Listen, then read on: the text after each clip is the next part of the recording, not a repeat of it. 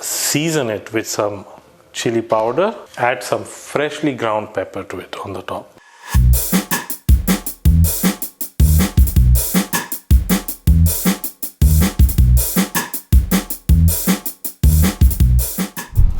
My name is Shrikant. Welcome to Happy Belly Fish Cooking Show. And today we are going to make one of the most favorite things what everybody enjoys regardless of whatever their age is or how many teeth they have remaining. Hot chocolate. For this, of course, I'm going to use milk. You can use any milk you want. You can use vegan milk, you can use non-vegan milk. It will work. But let me introduce you to something that makes it hotter. Spices and other ingredients. But if it's a hot chocolate, the most important ingredient here is the cacao powder. And then I'm going to make it sweet. Or have you tasted salty hot chocolate? I don't know how it tastes like, but I'm going to sweeten it with jaggery. You can use sugar if you want once in a while. It's all right to kind of, go off the charts. And then I'm going to use cinnamon. Cinnamon is something I love in my tea, in hot chocolate. So go ahead and use this. And this will be for seasoning. Towards the end, I'll show you how I'm going to make this hot chocolate even hotter, both by its look and its taste, by adding some chili. I think Mayans probably knew it before any of us knew. Coming back to the spices, I'm going to use clove, star anise, black pepper and nutmeg. Not all of this, just a little bit. And I'm using only warming spices here because I'm not sure if mint would taste good with hot chocolate. Maybe it tastes good like this mint chocolate, some people love it, but I'm not sure in a hot chocolate it might taste good. Maybe I didn't try it. If you have tried it, make sure you let us know. How did it taste like? Did you cringe? Did you get excited? Or did you just go to sleep? So let's start cooking. Alright, so I'm going to take a pan, add some milk to it. This is about one large glass that two people can share easily. Unless you're one of those people who likes this huge, gigantic cup of hot chocolate, this can be shared with two people. This is about 250 ml of milk that I have taken. And I'm going to bring it to a boil with some spices. Now here, it's up to you. How hot would you like it to be? So I'm going to take about 5 cloves here. You don't also want that, it leaves this unpleasant burning sensation, and clove can do that. So I'm going to add about 5 cloves here. And I'm also going to add about 2 small star anise seeds. These are not too large. There are ones that are really big. So I'm going to just add the smaller ones, 2 of them. And I love this fresh aroma and smell of star anise. So some people don't like it, star anise, so you can completely avoid. If you don't have all these ingredients, you can still make your hot chocolate. Just chocolate and milk and you are ready, right? And some black pepper, but you can add it just as it is and bring the milk to a boil, or you can also grind it at the end when you season it. So I'm just going to add the black peppercorns as it is. Could be about a teaspoon of it. And of course, don't forget the cinnamon, not the whole thing. Now, cinnamon is also a very expensive spice, so you need to make sure that you don't add too much of it. It might kind of be the most dearest hot chocolate ever for you. So this is a very thin bark of cinnamon, which could be about, you can say, 5 centimeters or so.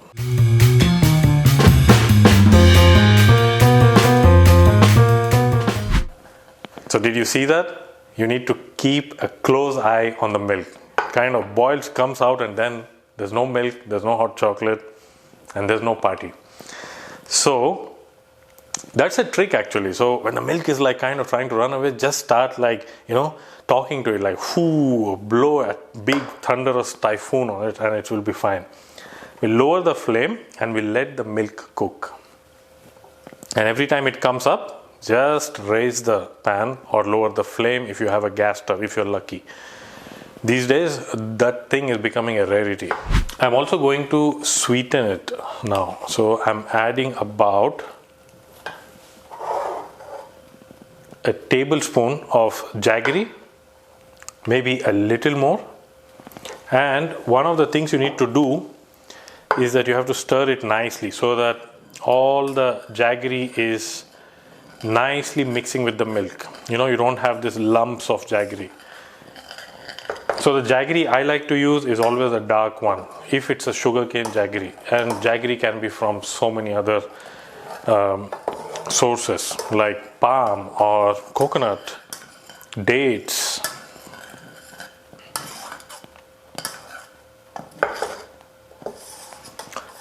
If you don't have chocolate, trust me, you can actually drink even this one and it will give you this immense satisfaction. Making cocktails out of milk. So I'm going to add about 2 tablespoons of cacao powder, maybe a little more if you like it really thick and chocolatey, and then keep stirring it. And this will dissolve the chocolate powder completely in the milk.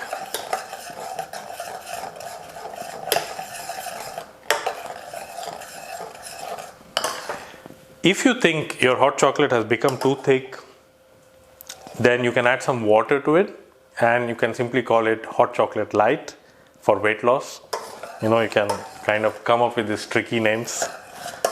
Christmas is coming soon, right? So this might be one of those drinks. Let's say you don't want to drink wine or something like that, then hot chocolate is your way. In fact, even masala chai, you know, if you want to kind of really tease everyone, like I have something delicious in my cup, masala chai or hot chocolate. You have to make sure that it has dissolved nicely, the chocolate. If you don't want to use spoon, you can always use this whisking thing, whisker. Not these whiskers, the thing that you whisk things with.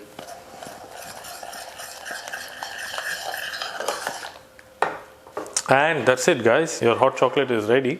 You can drink it straight out of this fondue pot, or you can pour it into a nice cup. So let's do that. Our hot chocolate is ready. I'm going to pour it into a very nice, beautiful cup. And you can see it's not too big. Overindulgence is not too good. But if no one is watching, you can go back and make again. If you want, you can use a strainer if you don't want all the spices to kind of fall off, or you can be very careful and use a spoon and make sure the spices don't get into the cup, unless you want to kind of keep some surprises for the person who is drinking it.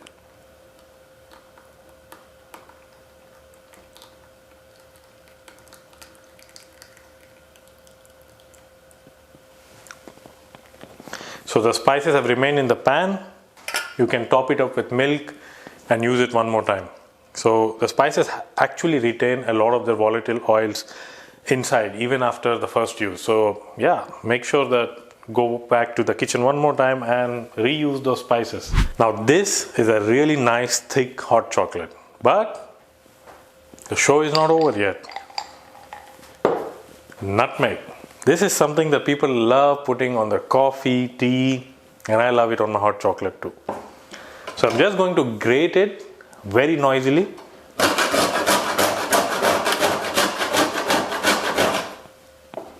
And that's a lot of it. And let's take just about 2 pinches of it. Not too much. And then finally,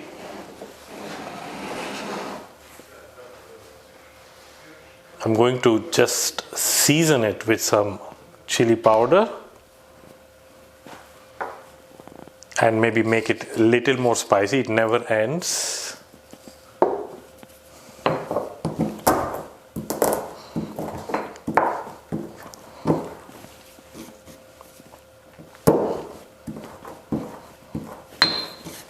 Add some freshly ground pepper to it on the top.